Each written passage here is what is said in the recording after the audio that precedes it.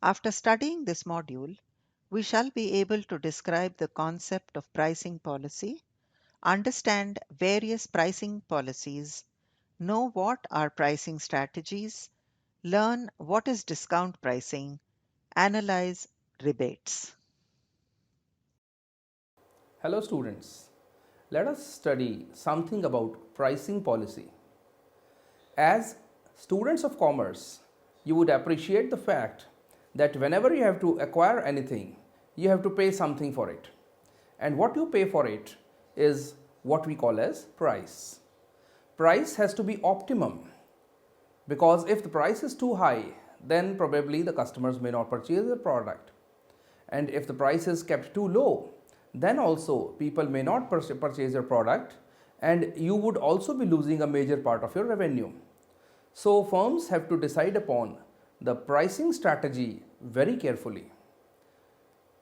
Pricing strategy in marketing refers to the method of identifying the optimum price for a product.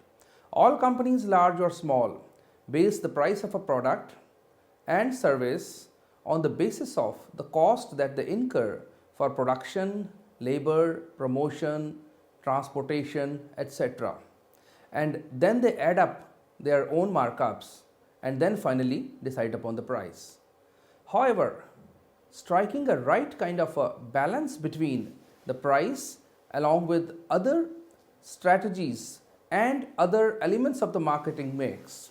Marketing mix, as you would recall, is product, price, place and promotion, is very, very important. A lot of factors such as market demand, product characteristics, competition, economic factors, etc. influence the pricing.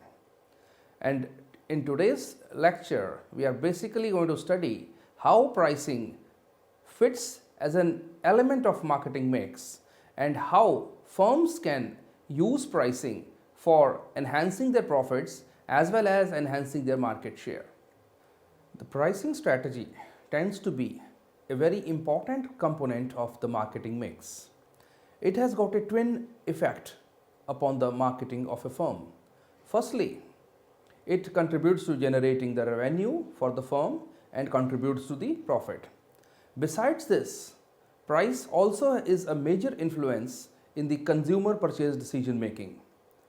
Depending upon their overall marketing strategy, there are different pricing strategies which the firms can follow. For example, the penetration pricing, the price skimming, the discount pricing, product life cycle pricing, and even competitive pricing. Let us now try to study each of these pricing strategies separately and also focus upon the new product pricing strategies. The pricing strategy for developing a new product, for example, when a firm launches a product into the market for the first time, is based upon the overall objectives of the firm. Every firm would have a corporate strategy. For instance, what they want to be, what they want to do into the marketplace. And according to the vision which a firm has, they ultimately decide upon what should be the pricing strategy when they are coming up into the market with a new product. The strategies can be something like maximizing profit margin or maximizing market share, or it can be any other strategy depending upon what the firm thinks for itself.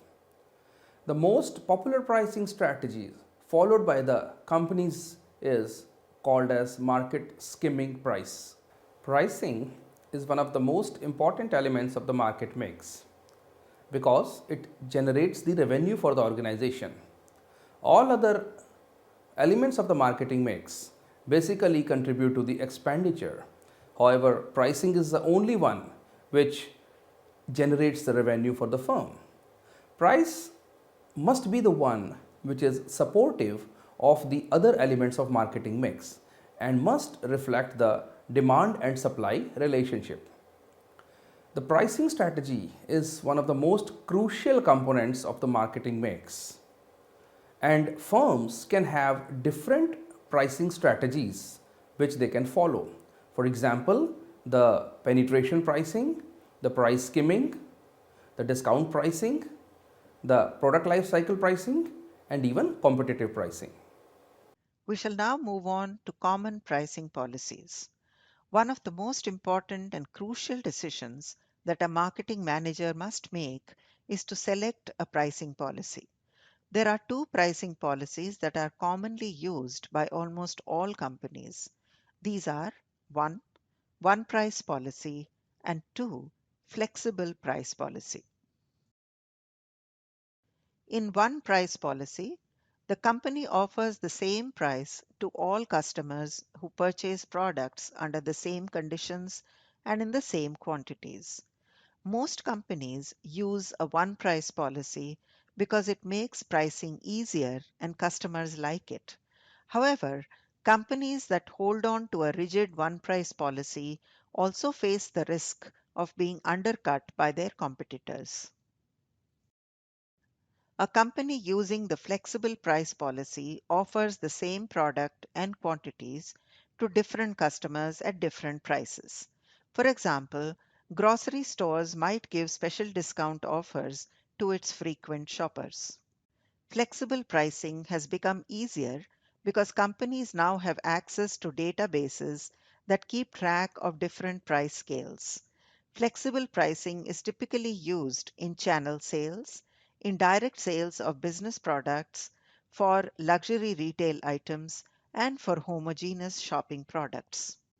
An advantage of flexible pricing is that the salesperson can make on the spot adjustments depending on his or her relationship with the customer and the strength of competition. A disadvantage of flexible pricing is that it can reduce profits if taken to an extreme. We shall now throw some light on pricing strategies. Pricing is one of the four elements of the marketing mix, along with the other elements: product, place, and promotion. Pricing strategy is important for companies as it helps in achieving success by finding the price point at which they can maximize sales and profits. Depending on the unique marketing goals and objectives, companies may use different pricing strategies. These pricing strategies have been classified into three categories. 1. New product pricing strategies. 2. Product mix pricing strategies. And 3. Price adjustment strategies. After studying about the pricing strategies, let us focus upon the new product pricing strategies. For example, when a firm launches a new product into the market, then they have to decide upon the pricing very carefully. The reason being that the success or failure of a new product will be highly dependent upon the pricing strategy that a firm is going to follow. The pricing for a new product will be according to the corporate strategy which a firm will opt for itself. Every firm has a vision for itself of what it wants to be into the market, whether it wants to maximize the profit share or maximize the market share or any other major corporate objective which the vision is basically translating itself into the marketplace. Accordingly, the firms can decide upon their pricing strategy for the new product. One of the most popular pricing strategies which is followed by the firms to achieve their marketing objectives are the skimming pricing and penetration pricing. Let us study price skimming first. I'm sure all of us want to have an iPhone. We all know what's the cost of an iPhone. Obviously, it's not within the reach of everybody. It's more than 50,000-60,000 rupees. And why iPhone is not coming up with a product which has got a lesser price? Simple reason is iPhone really doesn't want to get into the competitive scenario which the mobile phone industry is having around itself. iPhone wants to remain aloof, wants to remain with the upper crust of the society, wants to remain with the skim. You know what is a skim? Skim is the upper portion of the milk which is rich in cream. So iPhone basically is following the market skimming policy in which it is introducing an innovative product. You know, iPhone was one of the pioneers in the touchscreen smartphones, and as a result of it, they wanted to maintain their exclusivity and they really did not come up into any kind of the competitive scenario within the mobile phone industry. The people who purchase an iPhone are not very price sensitive. Whatever be the price of iPhone, they are going to buy it ultimately. And basically, they try to reflect the product with its brand, with its price, with its quality, and its ability to satisfy the needs in comparison to the characteristics of the substitutes.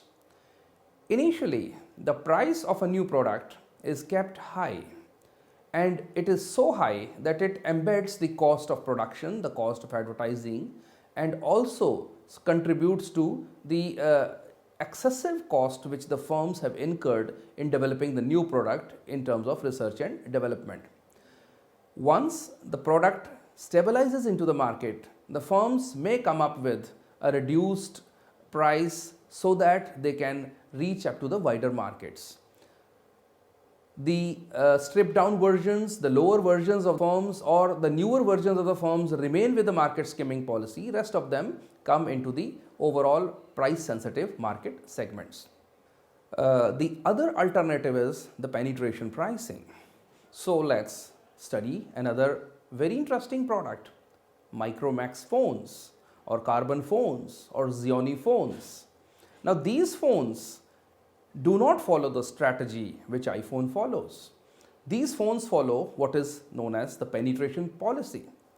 A penetration pricing strategy is basically to capture the market share by entering the market with a low price relative to the competition and hence attract large number of buyers. I hope you remember the advertising campaign when Reliance phones were launched for the first time in the country, and the call rate which Reliance offered was the one which really stunned the whole market, and as a result within a very short span of time it became a very popular product. Here the firms, when they introduce a new product, they believe that let us go fast and gain a large market share quickly so that the volumes contribute to their profits. Instead of maintaining an exclusivity, they say let's get into the hands of every customer, and hence we come up as an alternative and as a formidable product which probably the competitors cannot come up. Even though penetration policy may initially cause some loss to the company, in long run, the penetration policy can help in generating the profit volumes. Further, because of their access to large number of people, there is a lot of word of mouth kind of a publicity which the firms can generate as a result of the pricing, as a result of low pricing policy. Similarly, they become available to every customer and they create a lot of awareness in the mid segment product categories. Let us move on to our next topic, product mix pricing strategies. In pricing for a product mix, the company is seeking a set of prices that will allow it the most profit potential from selling a mix of products. There are five basic product mix pricing strategies, including product line pricing, optional product pricing, captive product pricing, by-product pricing, and product bundle pricing. We shall now study each of these strategies in detail. We will commence with product line pricing. This is a strategy that retailers use while pricing different products at one specific price point. These products are of different level of quality or have different features. A company uses product line pricing to separate market offerings by price gaps between categories. The price gaps are used to alert interested buyers to real or perceived differences in the quality of offerings. Retailers use this approach to separate goods into cost categories as well, so that customers can see the distinctions in the levels of the quality of merchandise.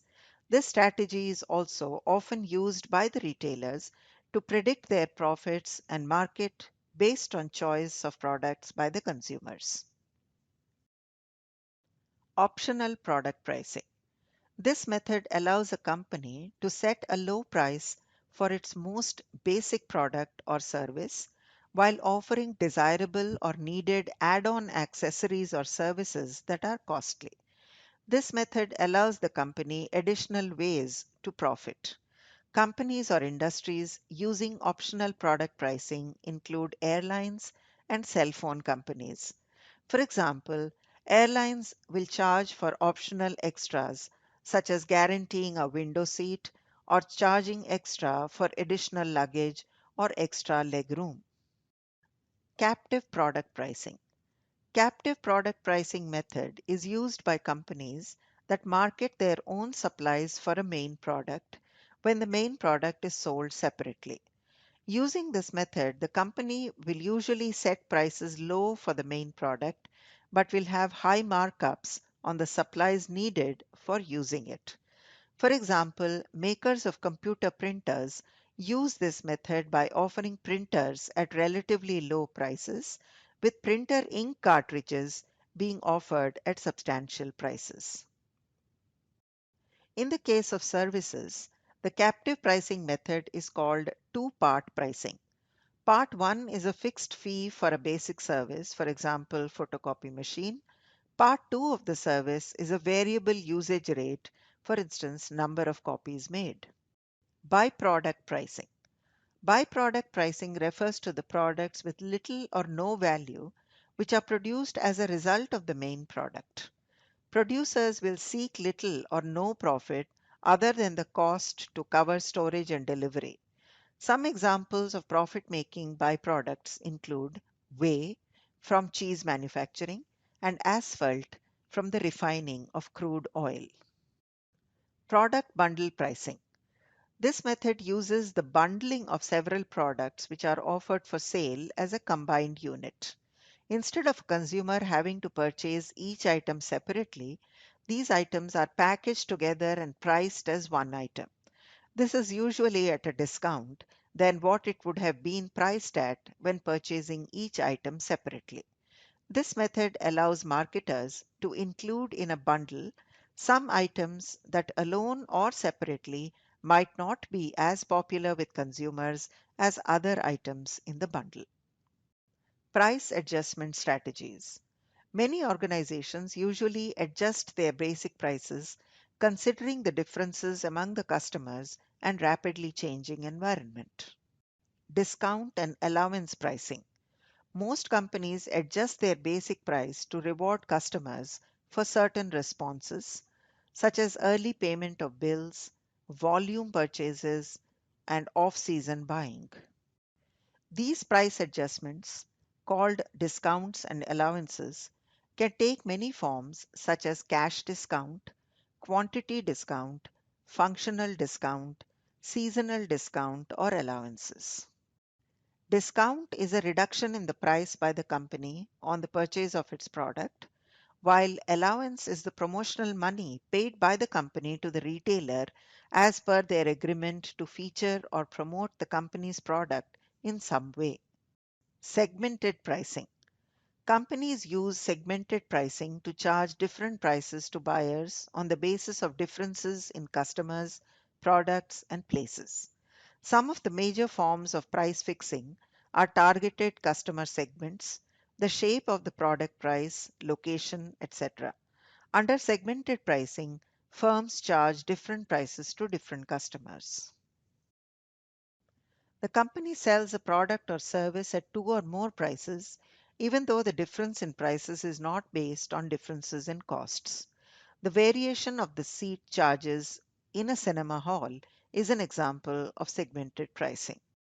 Psychological pricing. Sometimes customers judge the quality of the commodity on its price and take a higher price as a sign of good quality.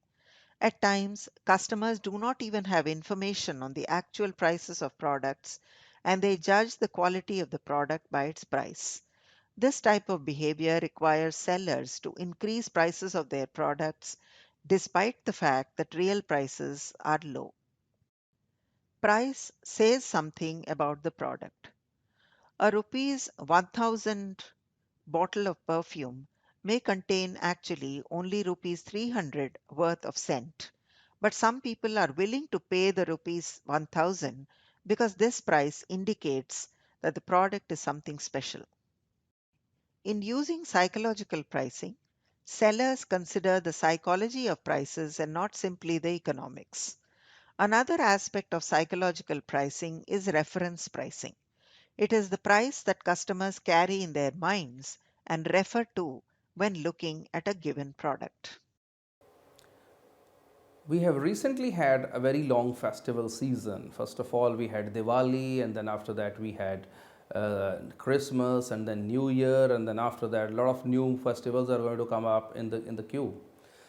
And whenever festivals come, and when we go into the markets, we come across very big banners around us. You go to any mall, you will find there will be large billboards which will be showing up to 70% off.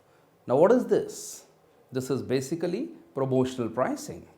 Many companies try to promote the products by temporarily lowering the price of a product below the list price and sometimes even below the cost.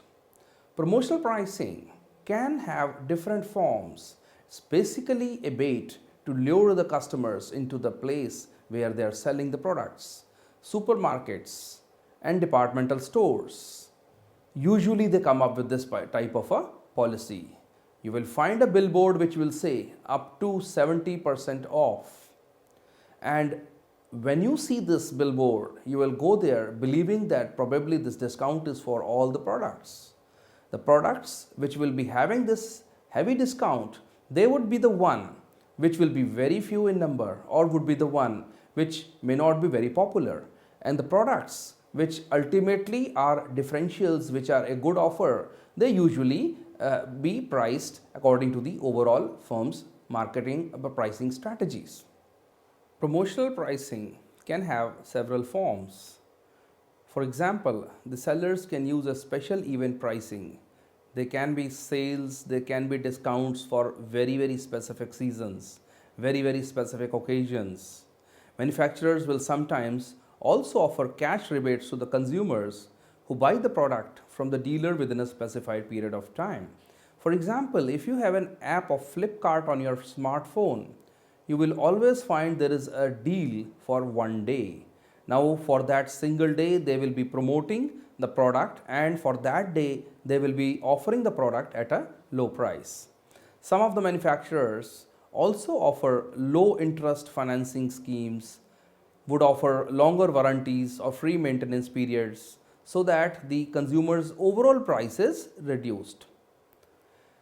Usually, this is becoming very popular in the automobile industry where you can have extended warranty, where you can have lower EMIs, or where the EMIs might start after a particular period. Similarly, real estate industries, whenever they come up with any kind of a new product coming into this, they might start the EMIs after the possession is given. Now, all these are basically promotional strategies which are helping the consumer to reduce their overall cost. The sellers offer these discounts for the normal prices with the idea of generating the sales and reducing the inventories. Usually, when the winter season is about to end, you will find the products which are used in winter, they are available at a discounted price. The simple reason is firms know that when the next season comes, they are going to have problems in disposing of this stock which might have become out of fashion. So it's better that it may be converted into cash and be offered to the consumers at a discount. Sometimes you find that a firm is offering a discount for all the 12 months, and you believe that this discount is not offering you any extra benefit. So you may not be very interested to go and purchase the product from that firm. So promotional pricing is not all that good. It can have some problems as well, as it can spoil the image of a firm. And also, the major problem with the promotional pricing is that your competitor can easily do what you are doing. It leads to price wars amongst the organizations and helps in reducing the profitability of overall industry. Geographic pricing. Companies also charge different prices from customers who live in different parts of the country or the world. If customers are living in remote areas, companies have to charge higher prices to cover the cost of delivery, but this will result in the loss of customers to competitors. Therefore, it becomes difficult for the company to apply a uniform price across the country, and it sets prices according to the geographical conditions in which the customers live. Another pricing strategy which the firms can follow is the geographic pricing. Geographic pricing includes FOB origin pricing, which means that goods are delivered to the carrier and the title and the responsibility passes on to the consumer. For example, if I am purchasing something from a factory, then the price which the manufacturer is going to give me will be the X factory price, and I'll be responsible for carrying it back to the place of consumption. Second type of policy is the uniform delivered pricing policy, in which the firms they charge the same price to all the consumers. Let us take an example. For example, we have a car.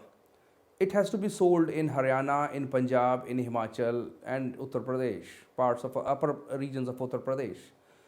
Now, you see, in Haryana, they would optimize upon what is the average price, what is the average cost which they are incurring for delivery, freight, etc. And they would decide upon one price which will be applicable throughout Haryana. Similarly, they will have a separate price for Punjab. They will have a separate price for Himachal Pradesh. Petroleum industry is the one which follows this kind of a pricing policy. Third type of a pricing policy is the zone pricing policy, in which the firms they set up two or more zones of the areas, and the consumers within a given zone pay the same price, almost similar to the one which we have studied right now. Another pricing policy is the basing point policy. In this policy, a seller selects a given city as a base point and charges all the customers the freight associated from that city to the customer location, regardless of the city from where the goods are actually shipped.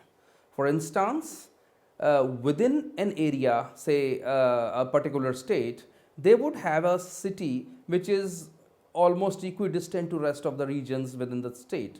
So they will take that city as a base, and then they will decide upon the price for the areas around it. In this geographic pricing, another method which the firms use is the freight absorption policy, in which the freight becomes a part of the price and the seller absorbs all the parts of the freight, and hence attracts more customers to their products. Dynamic pricing. Dynamic pricing is when the prices are adjusted continually to meet the characteristics and needs of the individual customers and situations. This method can also be used when the customers of the organization are from both rural as well as urban areas. International pricing. Many organizations operate in the international market, and due to this, they have to decide what prices to charge in the different countries in which they operate. In some cases, a company can set a uniform worldwide price. Discount pricing. A discount is a reduction from the list price given by the seller to the buyer. Buyers who use discounts usually give up some part of the marketing mix included in the list price, such as service. Companies use discount pricing as part of product promotions, which is generally used for increasing traffic and attracting new customers. Different types of discounts are given to the customers. Seasonal discounts. Discounts that encourage buyers to buy earlier than present demand requires are known as seasonal discounts. For example, many beach resorts may offer summer holiday discounts. Cash discounts. Cash discounts are offered to customers to encourage them to pay their bills before a specified date or time. Promotional discounts. Promotional discounts are temporary in nature and are given to customers to boost up sales for a short period only. Trade discount. Trade discount is given to the members of distribution channels to motivate them for performing their roles. For example, trade discounts may be given to a trader who might not purchase goods in bulk but performs the important retail function. Purpose of discounts. There are various reasons for which discounts are given to customers. Some of these can be enumerated as follows: to increase short term sales, to reward valuable customers, to move or liquidate the obsolete or dead stock, to encourage distribution channel members to perform specific functions, and at times, some discounts are used as promotional tools. Rebates. Rebates are used by marketers to increase sales and promote consumer loyalty. The basic goal behind giving rebate includes encouraging repeat purchase, increasing product awareness, getting consumers to try a new product, moving overstocked inventory, targeting specific markets, softening the blow of price increases, launching a new marketing campaign, trading consumers up, and responding to competitive pressure. Rebate programs motivate consumers to buy a brand or product over the competition. Some benefits of giving rebates are as follows. It would help in attracting new customers. It would make selling products at different price points possible. It would be easier to collect customer and product sales data, and it helps in providing both online and mail in services to target diverse markets. It measures success with real time reporting. It enhances marketing efficacy by rewarding participants quickly. It leads to reduction in administrative costs and burden. It helps to monitor multiple sales and marketing programs, and it helps in offering other products or services in lieu of cash to reduce the cash cost of the rebate.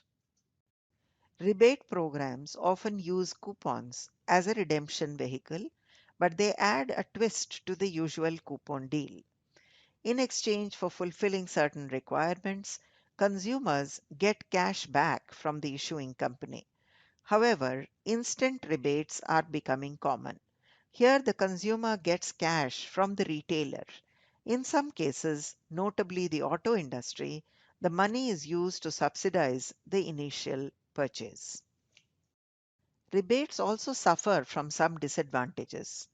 Many consumers are of the opinion that the manufacturers should offer a more fair reduction in price.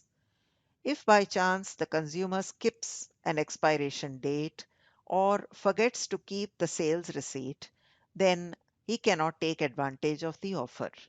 In addition, some consumers also complain that they do not receive their reward coupons. So, students, now let us recapitulate what we have just learned in this module. We have learned the pricing strategy, which is one of the most critical components of the marketing mix and is focused on generating revenues for the firms and contributes to the profit of the firm. The commonly used pricing policies include one price policy and flexible pricing policy. Pricing strategy is important for the firms as it helps in achieving success by finding the price which helps in maximizing their sales as well as the profits. The pricing strategies have been classified into three categories. First is the new product pricing strategies, the product mix pricing strategies, and price adjustment strategies. The discount pricing and rebates are used by the marketers to increase the sales and promote customer loyalty. So I would sum up that next time when you go into the markets and you look at the billboards around you or where you're into the malls and you find the products and the prices which are being offered, just try to peep into what strategy the firms are following and try to relate it with what you have recently studied in this module.